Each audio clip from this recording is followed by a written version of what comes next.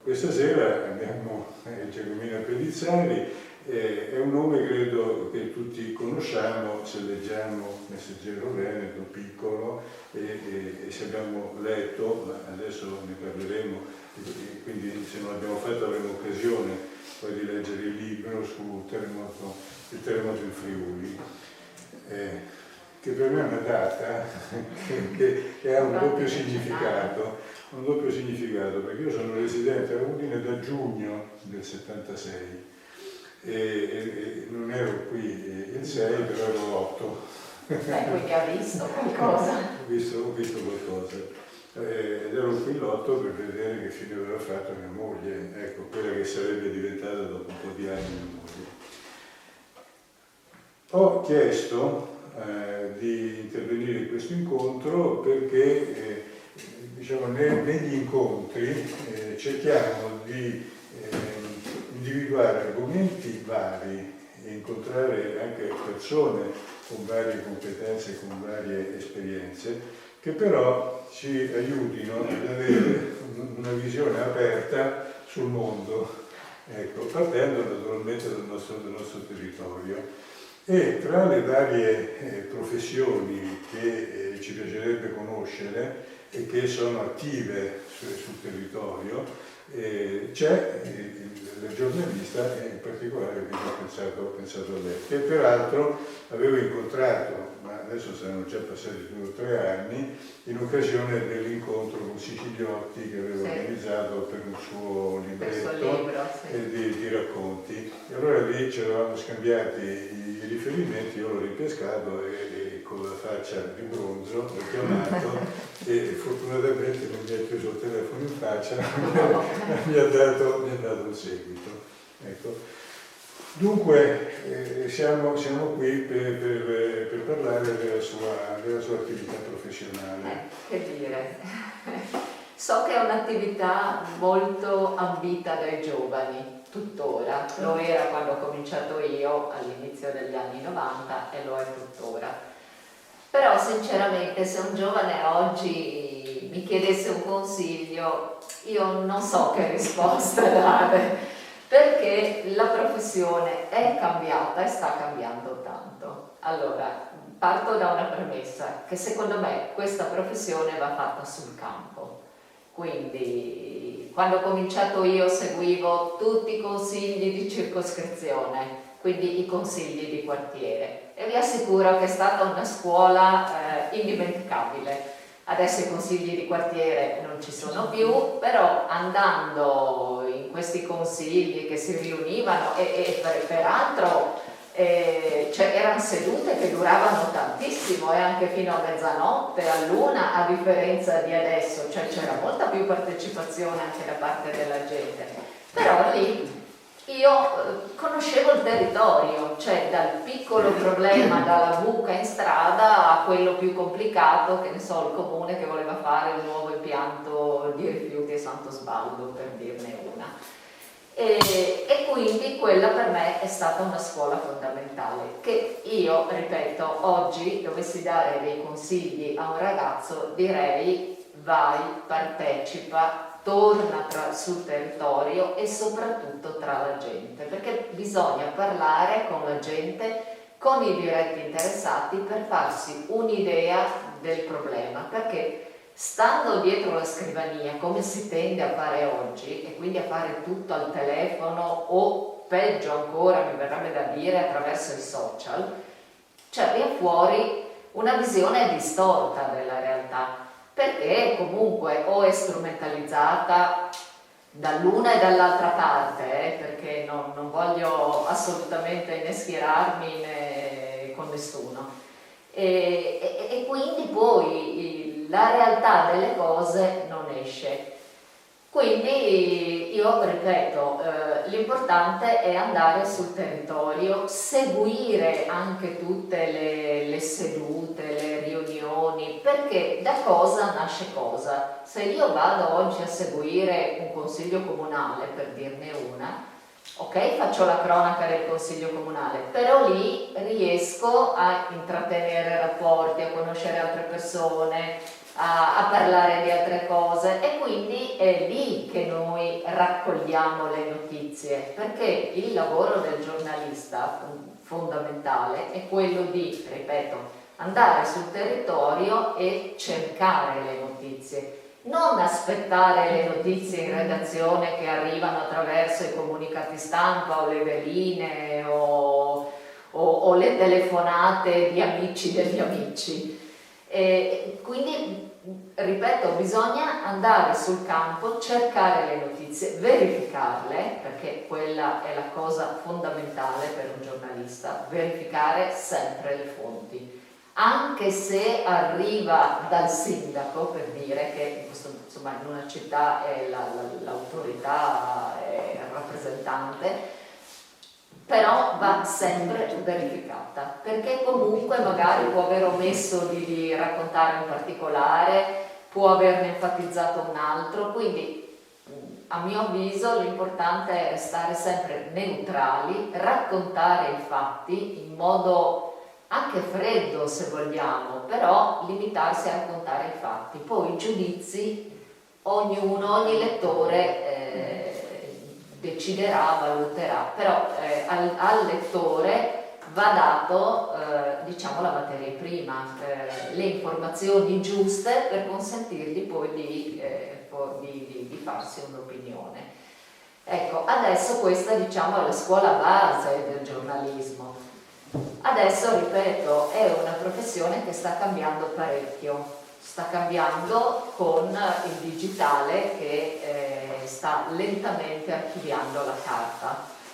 Adesso le proiezioni dicono che entro il 2030 la carta non ci sarà più. Secondo me forse anche prima, dipende. Il vero problema è che nessuno in questo momento riesce a capire quale sarà il futuro dei giornali. Sarà sicuramente digitale, ma come, cosa, quando, dove è molto aleatorio, e secondo me quasi tutti gli editori stanno percorrendo questa strada, ma senza avere un progetto vero, un piano industriale che è ben definito, cioè vanno avanti a tentativi, seguendo un pochino quella che è insomma l'andamento generale. E il digitale cosa cambia? Cambia che abbiamo l'informazione in tempo reale rispetto alla carta che invece esce il giorno dopo. Abbiamo un'informazione in tempo reale, ma non sempre, cioè che viene aggiornata di minuto in minuto, quindi la notizia che viene data adesso, fra 10 minuti può essere esattamente all'opposto, perché cambia. È un'informazione spesso non verificata proprio per questioni di velocità. Uno fa il flash e vabbè, magari dice è morto Mario Rossi, ma magari Mario Rossi è solo grave, e poi una verifica successiva e viene fuori che non è morto. Ecco, l'aspetto positivo è che sul web si può correggere, mentre sulla carta quello che è stampato resta. E cambia anche nei contenuti, perché quando sono cominciato io questo mestiere si puntava tantissimo alla cronaca, alle notizie, alle contrapposizioni politiche, alla ricerca di come venivano spesi i soldi. Lo fanno anche adesso, ma secondo me in tono minore. Adesso c'è un'altra esigenza anche di informazione, perché la gente è talmente stufa della politica, delle polemiche, che in questo momento, ad esempio, soprattutto con la pandemia, cerca un'informazione di servizio. Lei prima diceva non si capisce niente con il Green Pass Super, non si trovano informazioni. Ecco, questo cerca la gente. Quindi se voi notate anche sui siti trovate le guide del Green Pass Super, cosa si può fare, cosa non si può fare, la quarantena nelle scuole, quando. Resta il tema di Covid, perché ormai sono 2 anni che scriviamo solo di quello. la terza dose, quando si può fare, chi, come, dove, orari. Ecco, questa è l'informazione che in questo momento cerca soprattutto la gente. Oppure le storie. Le storie sono sempre molto gradite, quindi non so, le avventure o le disavventure di una persona, le storie di animali, vedo che c'è molta attenzione verso gli animali e quindi si punta parecchio sulle storie. L'aspetto, diciamo, più l'approfondimento, l'inchiesta che viene fatta molto meno rispetto a qualche anno fa, anche un decennio fa, viene sviluppata sempre sul digitale in quello che noi chiamiamo il long form, quindi sono dei racconti molto lunghi, alternati da immagini, video, tabelle con dati, perché ecco, in questo momento una cosa che si è inserita nel giornalismo e che veniva utilizzata molto meno in passato sono proprio i numeri. E quindi si parla di data journalism, quindi il recupero di tutte le statistiche, le tabelle, le previsioni. Ecco, se sviluppate nel modo giusto, quello può essere un canale di informazione molto valido e lo stanno seguendo. E devo dire che nelle scuole di giornalismo adesso puntano molto su questi filoni. Infatti i nuovi diplomati alle scuole hanno una formazione completamente diversa dalle nostre, ma perché hanno un modo di pensare diverso. A parte che sono nativi digitali e quindi già quello, diciamo, gli dà la marcia in più, però hanno proprio una formazione diversa basata sul digitale. Quindi questo a grandi linee è il panorama del giornalismo in questo momento. Allora, mi ha suscitato molte curiosità e ho molte domande, però dobbiamo dare una priorità alla nostra giovane che ha poco tempo e deve fare delle domande. Però posso iniziare io, se devo rompere il ghiaccio, altrimenti ti do la parola. No, avrei una domanda da farle. Lei pensa che ci siano più aspetti positivi che negativi per quanto riguarda la demolizione, tra virgolette, dell'uso della carta? Anche a livello ambientale, ad esempio, aiuterebbe troppo? Allora, io non sono, cioè io l'ho fatto il giornalismo di carta, però faccio volentieri anche il digitale, perché secondo me, come tutte le cose, cioè le cose cambiano. E in questo momento storico non c'è niente da fare, bisogna andare sul digitale, perché chi non lo fa resta indietro. Quindi secondo me non ci saranno né aspetti negativi né positivi, si farà quel prodotto lì con quello che chiedono i lettori, poi che ne so, fra 10 anni magari gli editori chissà se seguiranno ancora i consigli comunali, chissà se li faranno ancora, magari li faranno tutti online, come abbiamo cominciato adesso in emergenza sanitaria, ma cioè, diciamo che sono più per gli aspetti positivi, cioè io non lo rinnego, anzi, cioè molto interessante anche il digitale. A proposito del digitale, diciamo, qui loro sanno che qui si sfonda una porta aperta, perché io, anche se non lo volevo, come Troisi non ci volevo venire, però sono diventato informatico sin dall'inizio, perché nasco meccanico, però poi avendo lavorato in IBM mi hanno risciacquato il cervello e quindi diciamo sono diventato un gestionale con l'indirizzo informatico e quindi personalmente la carta l'ho già eliminata da almeno 5-6 anni. Però vedo che, a proposito dei giornali, che il giornale digitale è ancora legato all'impostazione cartacea. Anzi, diciamo, l'abbonamento più costoso è quello che si presenta esattamente come la carta. Ecco. Solo che, questo è un errore. E questo è un grave errore, adesso dico il mio punto di vista, perché ad esempio io leggo il Corriere come giornale nazionale e lo leggo la mattina 6:30, 7:30. quando lo apro è più che vecchio. Io lì non leggo nessuna notizia, perché tutto tutte le notizie già le so dal giorno prima. Le so soprattutto attraverso i telegiornali, ma anche attraverso appunto i siti dei giornalisti stessi. E leggo quindi e cerco gli editoriali, ecco, un minimo di valutazione. Dopodiché mi piace anche leggere i commenti dei lettori agli articoli, ecco, anche se lì diciamo, c'è il difetto del social, che molto spesso non sono dei commenti intelligenti, ma sono dei commenti solo di contrasto in gran parte, o diciamo semplicemente sono persone che dicono bravo oppure contrastano. Allora questo suscita anche un'altra riflessione, però finisco per accumulare un po' troppi ragionamenti, no? Cioè il perché ci sia, diciamo, hate, non così tanto odio, no? Sui social.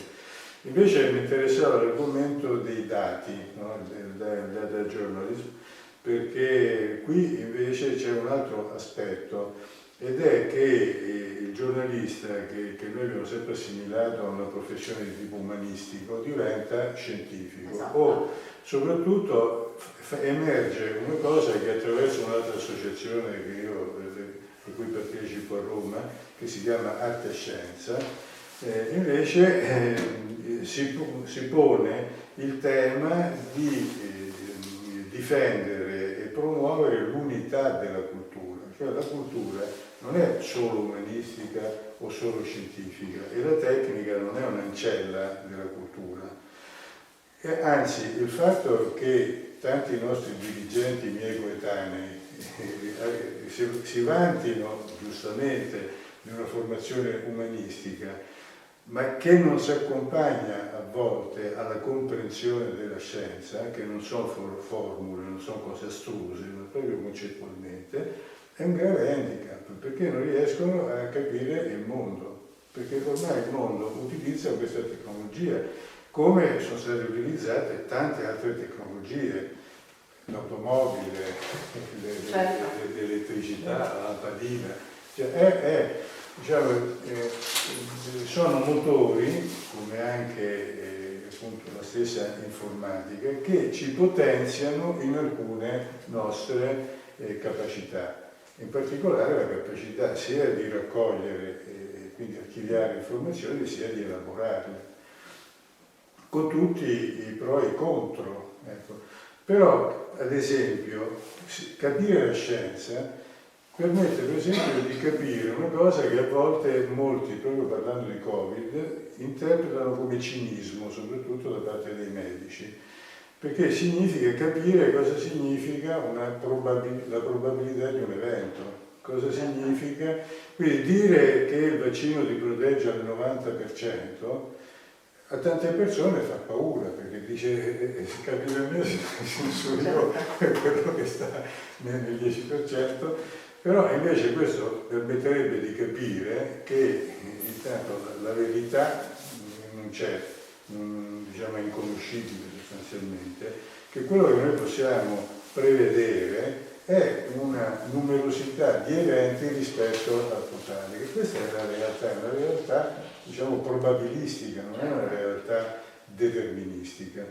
E questo permette di affrontare con maggiore comprensione anche le comunicazioni che vengono date e anche con maggiore fiducia. Invece questa incapacità crea uno stato di diffidenza tale per cui non si crede più a nulla. Infatti. Ma non solo non si crede più a nulla, si pensa di essere liberi perché si esercita il proprio pensiero. Se dentro la testa non c'è niente, c'è qualcosa di sbagliato, cosa pensi? Io direi che manca un po' di cultura dentro la testa e su questo insomma uno si sente libero perché è libero di scrivere quello che vuole sui social, ma non è una libertà quella. Certo. Infatti proprio questo io le volevo chiedere, lei come giornalista, non come persona, Sì. come si pone nei confronti dei social? Allora, io come giornalista ho dovuto aprire i profili. Infatti io ho un profilo Perché ha Facebook. dovuto, mi perdoni, Adesso domanda. ho un profilo Facebook, un profilo Twitter e un profilo Instagram. Il primo che ho aperto è il Twitter. L'ho aperto perché è arrivato il nuovo direttore al Messaggero e dice: da domani si usano i social, dovete anche twittare. Quando andate a seguire un evento dovete twittare in diretta. E quindi ho dovuto aprire il profilo. Però se voi andate sul mio profilo non trovate nulla o quasi nulla di personale, cioè trovate solo qualcosa di correlato alla mia attività, niente di più. Perché insomma io ritengo che la vita di una persona non può essere raccontata sui social. E comunque questa libertà che uno pensa di ottenere dicendo il web è libero, la rete è libera, scriviamo, sì, è vera in parte, perché poi dopo nella rete vengono comunque intercettate attraverso, insomma lei che è un informatico lo sa meglio di me, anche perché adesso da Google tutti, insomma, siamo tutti un po' spiati, perché lo rivela il fatto che se noi cerchiamo un'informazione sulla maglia in Kashmir, 2 secondi dopo abbiamo la pubblicità dell'azienda che le vende, quindi, e quindi tutte queste vengono intercettate e incanalate, perché io l'ho visto, ma anche conoscendo delle persone contrarie al vaccino, o meglio, gente che semplicemente aveva paura a vaccinarsi, ma una paura anche normale, che potevo avere anch'io, perché credo che ognuno di noi si è chiesto: ma cosa faccio, mi vaccino o no? Però poi queste persone, forse anche un po' più deboli di altre, hanno cominciato a leggere le informazioni che circolavano sui social e alla fine leggevano solo quelle e quindi sono diventate Questa è la parte pazzi. deteriore in realtà del web, Esatto. è proprio la parte negativa. Sì. Poi c'è anche una parte positiva, perché giustamente come diceva la signorina qui, c'è anche una parte positiva, cioè il web ci consente di avere le informazioni in tempo reale, di arrivare in ogni luogo, di demolire i confini, di promuovere anche delle attività, perché ormai la gran parte della pubblicità, il marketing viene fatto sul web a costi peraltro minori rispetto a quelli che si spendono sulla carta. Quindi non si può rinnegare tutto, bisogna cercare di cogliere il meglio e di conoscere soprattutto lo strumento, perché tanta gente che usano questi strumenti non li conoscono e hanno una potenzialità talmente elevata questi strumenti che se uno scrive una cosa che può anche danneggiarlo, ma 2 minuti dopo è stata amplificata e non si ritira più. Questo è il problema di queste cose. Sì, questo è il diritto all'oblio, no? È uno dei temi aperti. Esatto. Ecco, però vediamo anche gli aspetti positivi. Diciamo che dando i nostri dati personali, in realtà noi costruiamo la nostra identità. Tant'è vero che oggigiorno se uno conosce Pinco Pallino, la prima cosa che fa mette il nome e cognome su Google e vede cosa viene fuori e cerca di capire con chi ha a che fare sostanzialmente.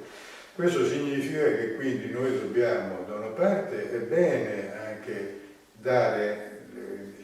contribuire sulla rete con dei dati personali, naturalmente non riservati, però curare i dati che noi inseriamo, perché su questo si basa anche la nostra reputazione, non solo su questo, ma almeno l'immagine. Però è importante, io innegabilmente la prima cosa che faccio vado a vedere chi è e capisco dai suoi profili e dai contributi che dà che persona è, che persona non è. Ma questo non è completamente negativo. Poi c'è l'altro aspetto dell'uso marketing. Allora, intanto lì bisogna essere un pochino più esperti, ma mi rendo conto che è una cosa astrusa per la normalità degli utenti, di andarsi a gestire i propri dati, perché è possibile cancellare tutti i riferimenti alle società di marketing, però non è semplice obiettivamente, ecco, però è possibile. Là c'è un aspetto però anche legislativo, perché c'è il sito delle opposizioni dove ci si può opporre all'uso dei propri dati, soprattutto per quanto riguarda i contatti telefonici, eccetera. Non serve a Il niente. piccolo problema è che sono inclusi i numeri di telefono pubblicati negli elenchi che non usa più nessuno, ecco, ma non è coperta tutta l'area dei cellulari sostanzialmente, e lì c'è proprio un buco legislativo per cui non funziona. D'altra parte noi quando andiamo a sottoscrivere i contratti Non molto li leggiamo. spesso inconsciamente diamo dei consensi. E allora se scappa il consenso a comunicare a terzi, i terzi, in particolare le società di marketing, vengono in possesso dei dati e ti tempestano. Ecco, però diciamo, ci sono pro e contro, ma non è tutto negativo, cioè è chiaro che noi compriamo i servizi con i nostri dati personali, ma lo facciamo più che volentieri, tant'è vero che quando andiamo sul web scegliamo se c'è qualcosa che ci viene dato a titolo gratuito, ci andiamo con tutte le scarpe dentro, appena ci dicono che costa, ci tiriamo poi dietro, no? Quindi siamo coscienti che i nostri dati personali sono la moneta con cui paghiamo certi servizi. È inutile che ci scandalizziamo troppo, però dobbiamo essere attenti a quali dati andiamo a fornire e a dare, no? Questo è un altro aspetto. Poi sa, il cambiamento comunque, come dicevo prima, c'è l'innovazione tecnologica, il cambiamento non si ferma. Ecco, poi diciamo innovazione tecnologica dal punto di vista tecnico, no? Quindi produrre un'opera dell'intelletto, se la facciamo sulla carta, scriviamo e mettiamo delle immagini più o meno belle, però noi adesso mettiamo anche la musica, mettiamo anche il video, mettiamo i collegamenti ad altre fonti.